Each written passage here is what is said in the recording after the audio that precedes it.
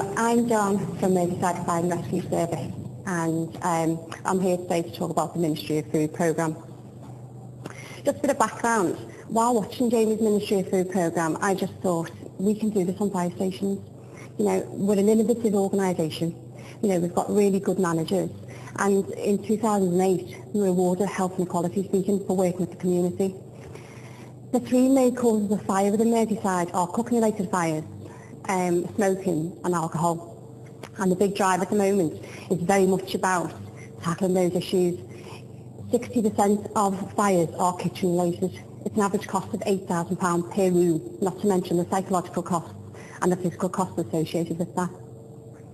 We're quite lucky in Merseyside because we've got a really strong public perception. You know, it's almost like heroic, and we're seen very much as innovative and very can-do.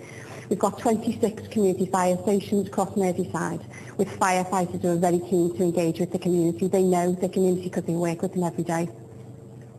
The pilot, we invited 15 members of a local college into the station to teach the healthy cooking programme.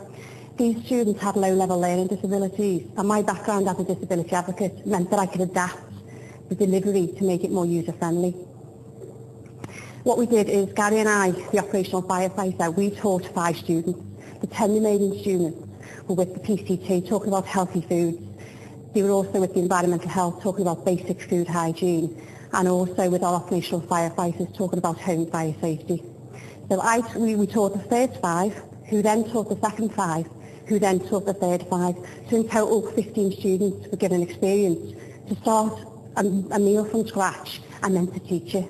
Some of them had never even cracked an egg, so it was quite an experience for them.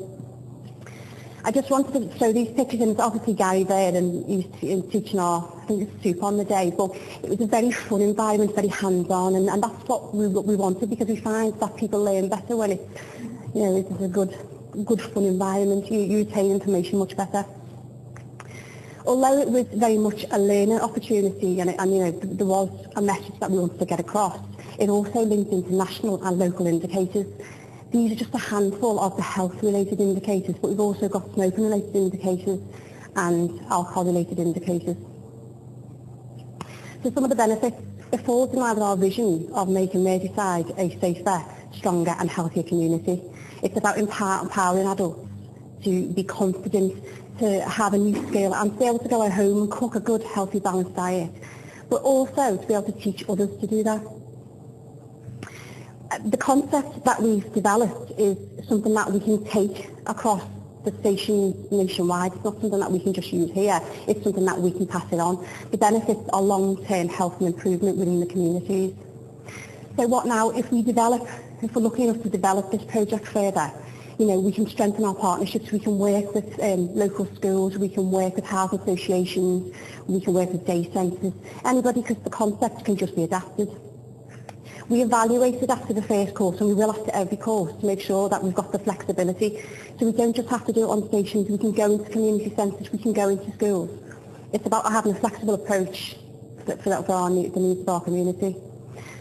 After our original pilot project, we invited 96 people into the station to do an awards evening for the students. They were their friends, family, partners.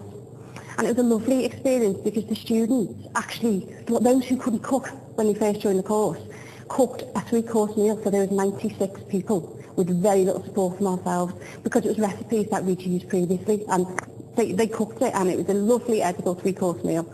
And the other thing is, the students with low-level learning disabilities got up and presented in an environment like this. It was just overwhelming, really. Not so much just the project. We actually, from the original pilot, we've had the opportunity to pass it on to another 5 areas. We've got Gary, our operational firefighter, working with schools, teaching parents how to cook healthy, safe meals. We've also got our Kirkdale fire station working with young carers who are going home and cooking for their disabled people. We've got 5 of the original students now as peer mentors for their own cause. We've also got 3 of the students living independently, and we've also got one of our bilingual advocates now introducing a Ministry of Food programme in the Somalian community, because they have health-related problems because they like to cook with oil. I'm going to just finish with some feedback. I mean, I'm going to talk about 3 people, but there are 15 students and they've all got their own story to tell. Evelyn, she lives with a flatmate. She goes home, she cooks a meal for her flatmate. She's now taught her flatmate to cook. You know, there's all fun going on there because she's become quite creative. She's confident. We've got Chris. Because of his disability, his mum wouldn't even let him into the kitchen. She said, you know, I'll make the tea, don't even make me a cup of tea. She now comes home after a shift and she comes home to a home cooked meal by Chris. You know, Chris is kind of like the main man of the house now, and that's given him some confidence, and it's helping him in his, you know, challenge to live independently. And Gemma was autistic. We saw throughout the course that she found it really difficult. We didn't think she was engaging. On the awards night, her mum came and she just couldn't believe it. Her mum was a social worker. She just couldn't believe it. She said, I tried to engage Gemma, she's just not interested. And to see her here today is just overwhelming. She's got a whole new set of friends. She's got a whole new skill base. She's not just obsessed with horses. She now enjoys to cook. And she saw her daughter in a different light. And I just think, to me, that's like the icing on the cake. I just think she's perfect.